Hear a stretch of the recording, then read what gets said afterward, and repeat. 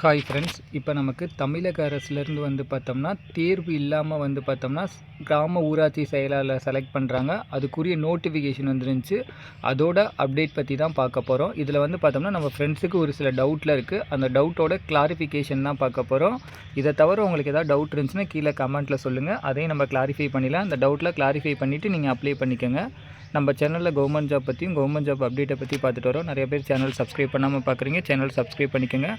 அப்போ தான் தினம் வர கவர்மெண்ட் ஜாப்பில் வர அப்டேட்டை பற்றி தெரிஞ்சுக்க முடியும். ஸோ ஃபஸ்ட்டு வந்து என்ன பார்த்தோம்னா, இந்த ஊராட்சி செயலாளருக்கு வந்து பார்த்தோம்னா சம்பளம் எவ்வளவு, சரிங்களா?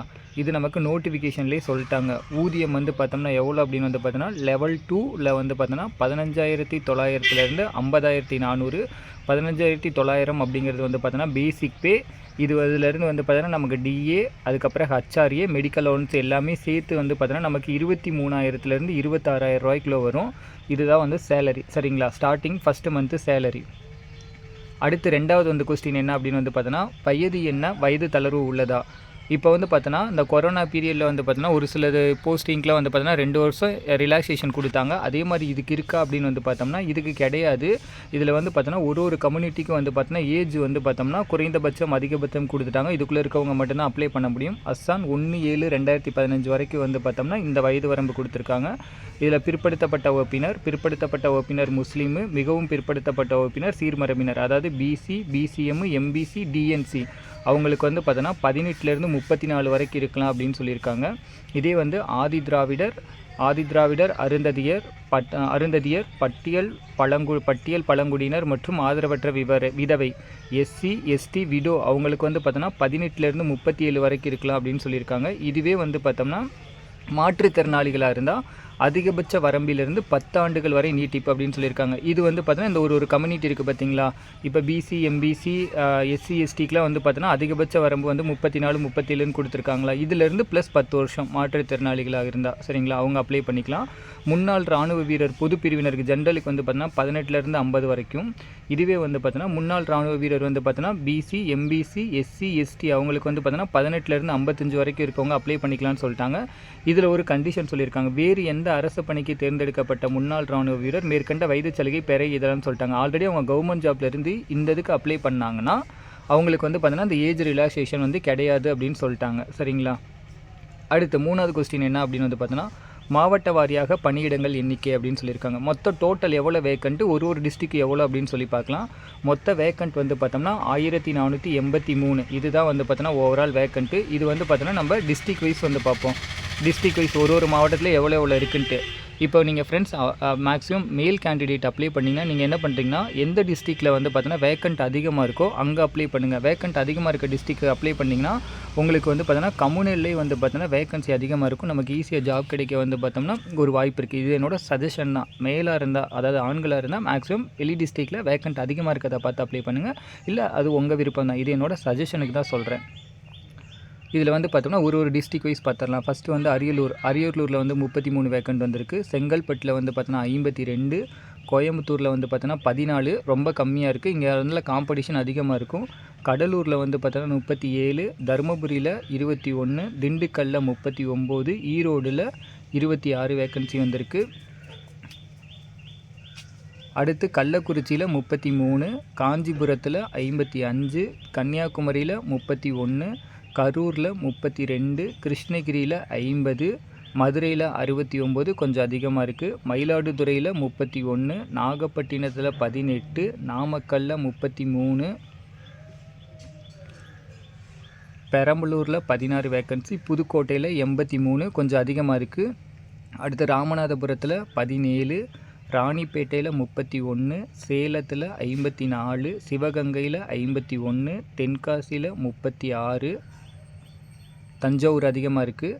தஞ்சாவூரில் 91, தேனியில் 20 வேக்கன்சி, நீலகிரியில் 9, தூத்துக்குடியில் 32, திருச்சிராப்பள்ளியில் 72, திருநெல்வேலியில் 24, திருப்பத்தூரில் 24, திருப்பூரில் 19, திருவள்ளூரில் 88, இது கொஞ்சம் அதிகமாக இருக்குது. திருவண்ணாமலையில் 69 கொஞ்சம் அதிகமாக இருக்குது. திருவாரூரில் 38, வேலூரில் 26, விழுப்புரத்தில் 60, விருதுநகரில் 50, மொத்தம் 38 மாவட்டம். அதில் 37 மாவட்டத்துக்கு வந்து பார்த்தோன்னா நமக்கு இந்த மாதிரி வேக்கன்சி டீட்டெயில்ஸ் கொடுத்துருக்காங்க. இப்போ வந்து நீங்கள் பிரித்து கொடுத்துருக்காங்க. ஒரு கம்யூனிட்டிக்கு பிசிக்கு எவ்வளோ, பிசிஎம், ஜென்ரலு, எம்பிசி எவ்வளோ, அதே மாதிரி எஸ்சிக்கு எவ்வளோ, எஸ்சிஏ, எஸ்டி, அதுக்கப்புறம் womens, both womens and mens அப்படின்னு சொல்லி தனித்தனியாக பிரித்து கொடுத்துட்டாங்க. இதில் வந்து பார்த்தோம்னா நமக்கு இங்கே நம்ம இதில் கொஞ்சம் பாருங்களேன். இப்போ இங்கே 52 இருக்குங்களா ஓவரால் வேக்கன்சி, இங்கே 14 இருக்குது. இது கம்யூனிட்டி வைஸ் நம்ம பிரித்து பார்த்தோம்னா இந்த அதிகமாக இருக்க டிஸ்ட்ரிக்டில் நம்ம அப்ளை பண்ணணுமா, ஒரு கம்யூனிட்டிக்கு வந்து பார்த்தோன்னா வேக்கன்சி அதிகமாக இருக்கும் கம்பேர் டு லோயரோட. சரிங்களா? அதனால் மேக்ஸிமம் அதிகமாக இருக்க டிஸ்ட்ரிக்டில் முடிஞ்சால் அப்ளை பண்ண பாருங்கள். இல்லை உங்கள் நியர்பை டிஸ்ட்ரிக்டில் அதிகமாக இருந்துச்சுன்னா அந்த டிஸ்ட்ரிக்ட்டை செலக்ட் பண்ணி அப்ளை பண்ணுங்கள். அப்படி இல்லைன்னா உங்கள் நேட்டிவ் பிளேஸில் கூட அப்ளை பண்ணிக்கோங்க. இது உங்களோட விருப்பம் தான்.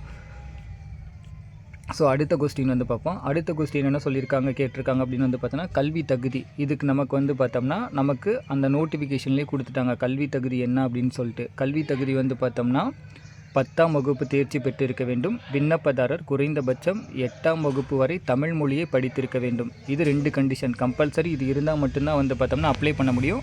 10th ப்ளஸ் நீங்கள் முடிச்சிருந்தாலும் அப்ளை பண்ணிக்கலாம். டிகிரி படிச்சிருந்தாலும் அப்ளை பண்ணியிருக்கலாம். யூஜி, பிஜி எது முடிச்சிருந்தாலும் அப்ளை பண்ணிக்கலாம். கம்பல்சரி 10th முடிச்சிருக்கணும். சரிங்களா? 8th முடித்தவங்க இதுக்கு எலிஜிபிள் கிடையாது. ஸோ அடுத்த கொஸ்டின் என்ன அப்படின்னு வந்து பார்த்தோன்னா எக்ஸாம் இருக்கா. எக்ஸாம் கிடையாது நமக்கு. சரிங்களா?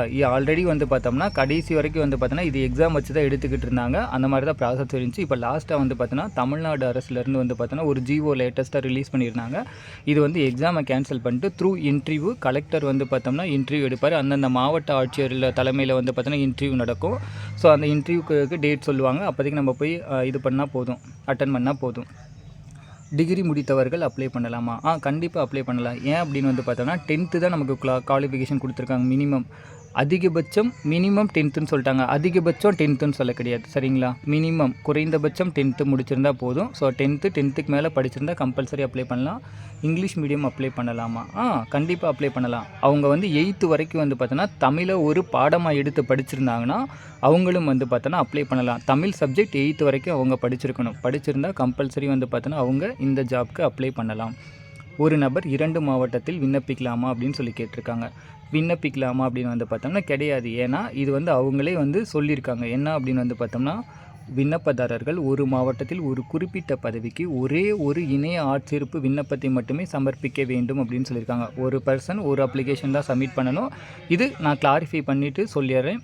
ஏன்னா ஒரு அப்ளிகேஷன் தான் மேக்ஸிமம் போட முடியும்.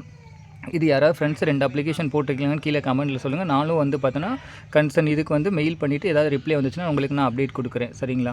இதுக்கு ஃபீஸ் வந்து பார்த்தோம்னா 100 ரூபா. அதாவது வந்து பார்த்தோன்னா ஜென்ரலு, பிசி, எம்பிசிக்கெலாம் வந்து 100 ரூபா. எஸ்சி, எஸ்டி அடுத்து வந்து மாற்றுத்திறனாளிகளாக இருந்தாங்கன்னா அவங்களுக்கு வந்து 50 ரூபா சொல்லியிருக்காங்க ஃபீஸு. சரிங்களா? கடைசி டேட் வந்து பார்த்தோம்னா 9/11/2025. வேறு என்ன சந்தேகம் கேட்டிருக்காங்க அப்படின்னு வந்து பார்த்தோம்னா அலுவலகத்தில் என்ன வேலை இருக்கோ பார்க்க வேண்டும். இது வந்து பார்த்தோன்னா த்ரூ அக்கௌண்ட்ஸ் மட்டும்தான் நம்ம மெயின்டைன் பண்ணணும்.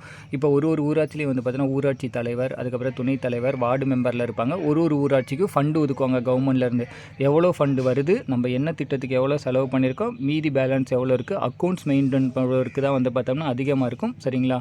ஸோ இதுதான். இதை தவிர உங்களுக்கு வேறு ஏதாவது சந்தேகம் இருந்துச்சுன்னா கீழே கமெண்ட்டில் சொல்லுங்கள். நான் கிளாரிஃபை பண்ணுறேன். மேக்ஸிமம் எல்லாமே கிளாரிஃபை பண்ணிட்டேன்னு நினைக்கிறேன். எப்படி அப்ளை பண்ணுறதுனா த்ரூ ஆன்லைன் மோடு தான். tnrd.tn.gov.in இதுதான் வெப்சைட்டு. ஸோ இதில் வந்து பார்த்தோன்னா அப்ளை பண்ணணும். யாருக்காவது தெரிலைன்னா சொல்லுங்கள், நம்ம வந்து அப்ளை பண்ணி கொடுக்கலாம். மேக்ஸிமம் சாட்டர்டே சண்டேல தான் அப்ளை பண்ணுற மாதிரி இருக்கும். ஏன்னா வீக் டேஸில் வந்து ஒர்க் போகிறனால வந்து பார்த்தோன்னா அப்ளை பண்ணி தர முடியாது. ஸோ அதனால் வந்து சாட்டர்டே சண்டே தான் அப்ளை பண்ணி தர மாதிரி இருக்கும். முடிஞ்சால் நீங்களே பார்த்து ப்ரௌசிங் சென்டரில் போய் அப்ளை பண்ணிடுங்க. இது பயனுள்ளதாக இருக்கும்னு நினைக்கிறேன். உங்களுக்கு டவுட் எல்லாம் கிளாரிஃபை ஆகிருக்கும்னு நினைக்கிறேன். இது உங்கள் ஃப்ரெண்ட்ஸ் அண்ட் ஃபேமிலிஸ்க்குலாம் ஷேர் பண்ணுங்கள். Thank you friends.